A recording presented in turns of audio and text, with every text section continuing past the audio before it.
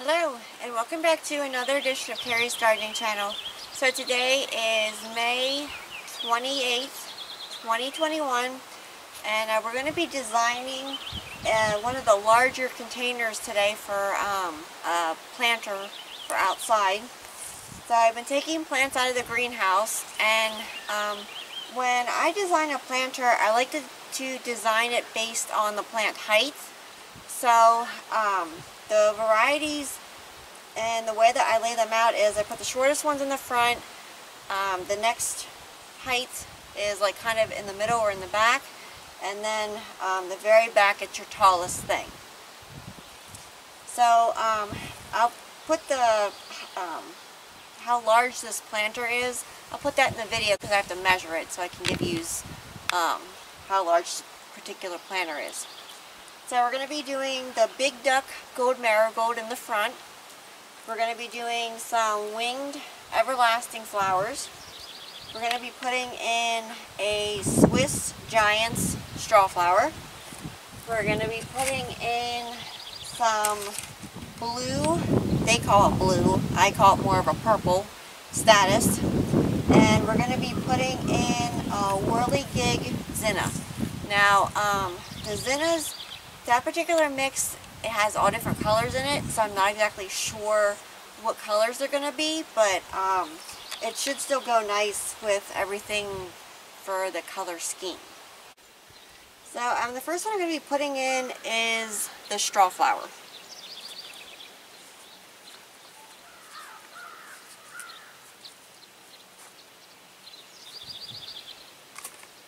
See the root systems it has here.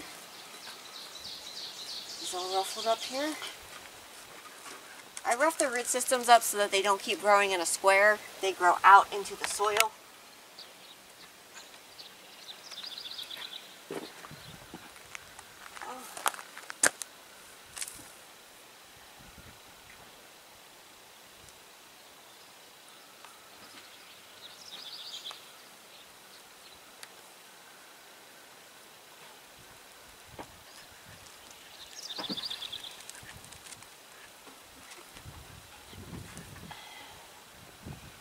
Gonna get our winged everlastings in here.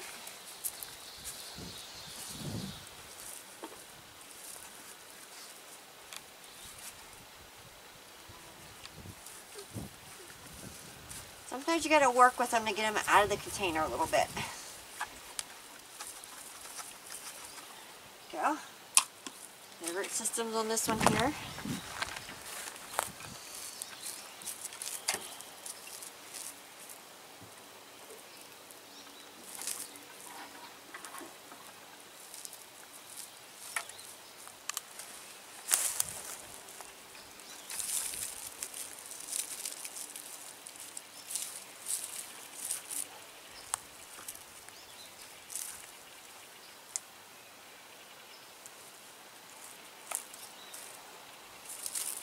Now this one here, I'm going to turn this. I didn't see where I had it had it facing the wrong way for how I wanted it to grow. So you can still do that when before you water your stuff. It's really easy to just kind of change where something's setting at.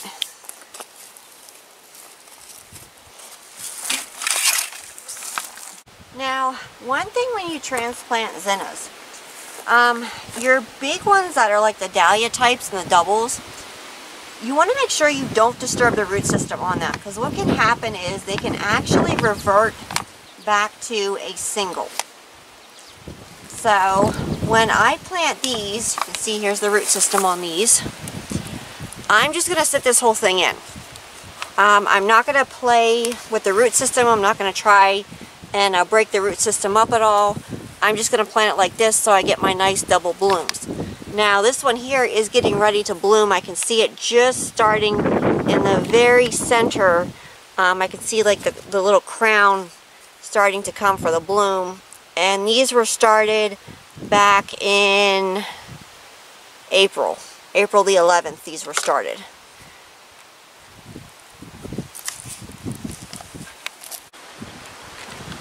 So I'm going to make the hole for this here.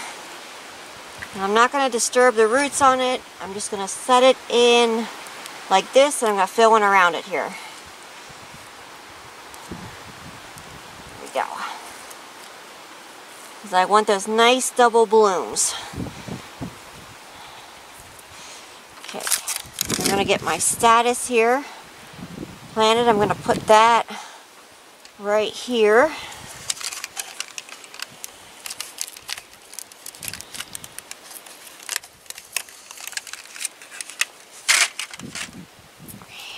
Rough the root systems up. Now, these were growing, the one greenhouse that these were growing in did not get that cold. And if your status doesn't get to a certain temperature, it will not produce the root system as well as what it will if the temperatures dropped a little bit more. So that's what happened with this one. But they are still growing, they're blooming. Once they're in and planted, they're taking off very nicely, but I just wanted to show you that.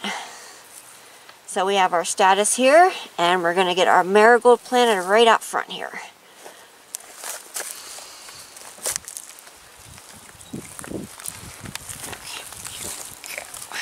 Ugh.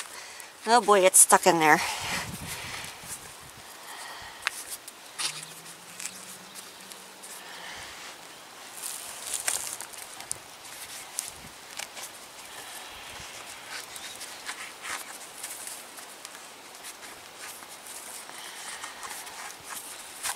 There we go. The root system on that.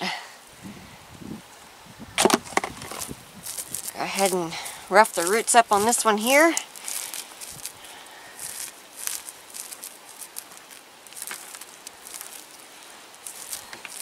I started these as plug plants. I have videos on my channel for how I started them, and then just put them in the 4-inch containers when they were ready.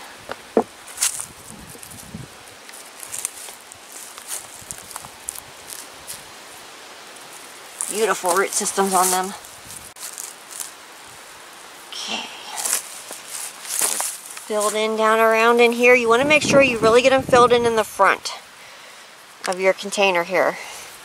And your soil can shrink when you water it.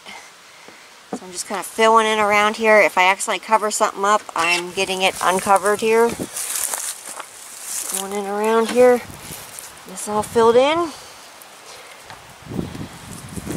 Go.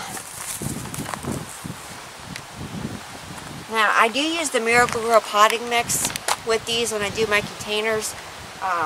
That's just the potting mix that I use.